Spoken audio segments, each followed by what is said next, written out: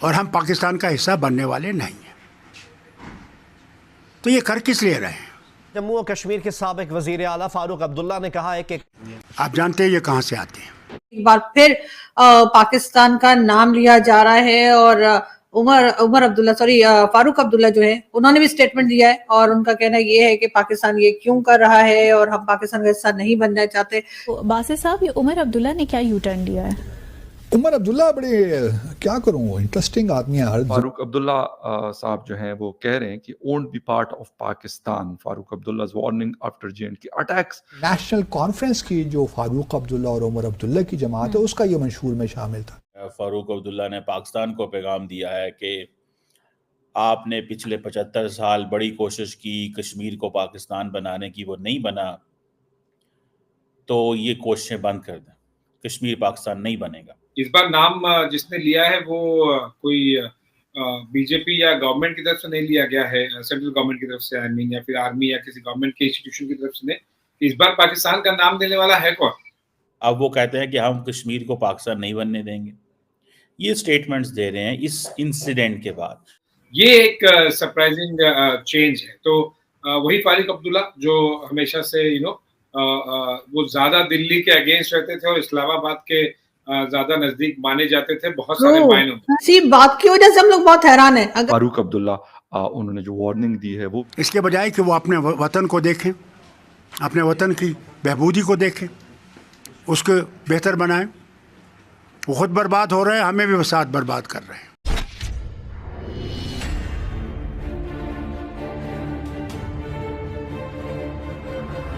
नमस्ते दोस्तों, जय हिंद। मीडिया वेब में आपका स्वागत है दोस्तों। नेशनल कॉन्फ्रेंस के प्रमुख फारूक अब्दुल्ला ने जम्मू कश्मीर में आतंकी हमले के स्रोत के रूप में पाकिस्तान को जिम्मेदार ठहराया है। उन्होंने पाकिस्तान को लगातार हो रहे हमलों को बंद करने की चेतावनी दे डाली। फारूक अब्दुल्ला की यह टिप्पणी केंद्र शासित प्रदेश में आतंकी हमलों के एक सीरीज के बाद आई है। गुरुवार देर रात बारामूला में सेना की एक वाहन को निशाना बनाया गया था। इस हमले में 4 लोग, जिनमें 2 सैनिक और 2 नागरिक मारे गए थे। 3 दिन पहले गंदेरबाल में 3 श्रमिकों और एक डॉक्टर को गोली मारकर हत्या कर दी गई थी। फारूक अब्दुल्ला ने कहा कि हम सभी इसके मूल से परिचित हैं। 30 साल से मैं निर्दोष लोगों की हत्याएं देख रहा हूं। वे पाकिस्तान ऐसा क्यों कर रहा है और अपना भविष्य क्यों बर्बाद कर रहा है, जबकि हम पाकिस्तान का हिस्सा बनना नहीं चाहते। अब्दुल्ला ने मीडिया को कहा, हमारे कई साथी शहीद हो गए हैं, लेकिन यह हर साल जारी रहता है। तो दोस्तों चलिए देखते हैं इस पर पाकिस्तानी मीडिया का रिएक्शन। एक बार फिर पाकिस्तान का नाम लिया जा रहा है और फारूक अब्दुल्ला जो है उन्होंने भी स्टेटमेंट दिया है और उनका कहना ये है कि पाकिस्तान ये क्यों कर रहा है और हम पाकिस्तान का हिस्सा नहीं बनना चाहते।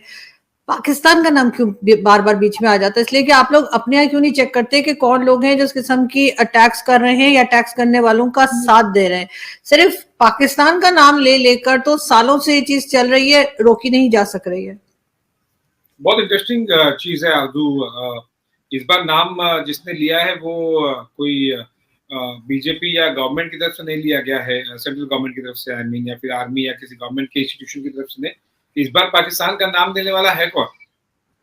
Abdullah the senior, Farooq Abdullah. तो ये एक सरप्राइजिंग चेंज है। तो वही फारूक अब्दुल्ला जो हमेशा से वो ज्यादा दिल्ली के अगेंस्ट रहते थे और इस्लामाबाद के ज्यादा नजदीक माने जाते थे बहुत सारे मायनों में।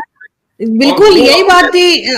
बिल्कुल, सॉरी आपकी बात काट रही हूँ। और इसी बात की वजह से हम लोग बहुत हैरान हैं। अगर वो पाकिस्तान साइड पर होते तो आप लोगों ने कह देना था सॉफ्टवेयर अपडेट कर दिया है, लेकिन आपकी तरफ भी क्या ऐसा कोई सिस्टम है? मुझे लग रहा है सॉफ्टवेयर अपडेट तो नहीं हो गया इनका तो सॉफ्टवेयर हार्डवेयर दोनों अपडेट हो गया लगता है। तो ये चीज अगर आप नोटिस करें तो जो लोग टेरर ऑर्गेनाइजेशंस के कई बार सिंपथाइजर के तौर पे देखे जाते थे या फिर उनके फेवर में सपोर्ट भी स्टेटमेंट करते थे, पाकिस्तान की तरफ स्टेटमेंट और पाकिस्तानी आर्मी बाकी जगहों पर डायरेक्टली, इनडायरेक्टली, एक्टिवली, पैसिवली, वो नहीं तो उनके कुछ लीडर्स इस तरह से स्टेटमेंट जब देते थे, आज वो खुद कह रहे हैं। यानी कि जाहिर सी बात है कि वो लोग जो दिल्ली से ज्यादा दूर देखे जाते थे और इस्लामाबाद से ज्यादा दूर नजदीक देखे जाते थे, वो अगर कह रहे हैं तो जाहिर सी बात कि पाकिस्तान को भी इंट्रोस्पेक्शन करने की जरूरत होगी। लेकिन आपने जो क्वेश्चन पूछा है कि टेरर अटैक हुआ,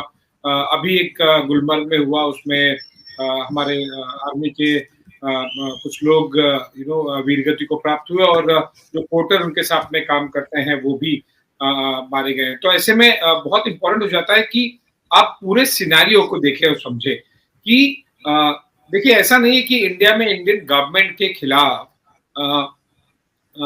पहली या फिर कोई एक ही इकलौती ऐसी जगह है जहां पर हथियार उठाए गए हैं या उठाए गए थे या है और आगे भी शायद चलता रहेगा। अगर आप नक्सल एरियाज देखें जो कि सेंट्रल इंडिया में और थोड़ा सा सदर्न साइड में बहुत ज्यादा है, नक्सल्स भी हथियार उठाते हैं।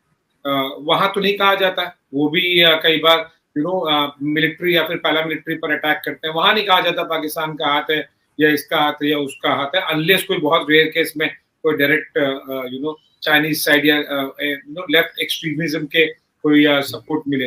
नॉर्थ ईस्ट में आप देखिए, वहां पर भी कई बार military, paramilitary, state government, police के खिलाफ हथियार उठाए गए हैं। तो ये क्वेश्चन उठता है कि खाली कश्मीर में अगर इस तरह से कुछ लोग आतंकवाद फैलाते हैं या फिर गवर्नमेंट इस्टेब्लिशमेंट के खिलाफ हथियार उठाते हैं, तो वहां पर पाकिस्तान की तरफ उंगली क्यों जाती है? वो इसलिए क्योंकि आप भले ही डायरेक्टली पाकिस्तानी आर्मी की तरफ से कई बार सबूत मिलते हैं, कई बार सबूत नहीं मिल पाते हैं, लेकिन जो एक पूरा इकोसिस्टम जिसे OGW और ओवरग्राउंड वर्कर्स कहते हैं या फिर जो बाकी एक सपोर्ट सिस्टम है, वो पिछले कुछ सालों में स्पेसिफिकली 370 के बाद में काफी डाउन प्ले हो गया है वो।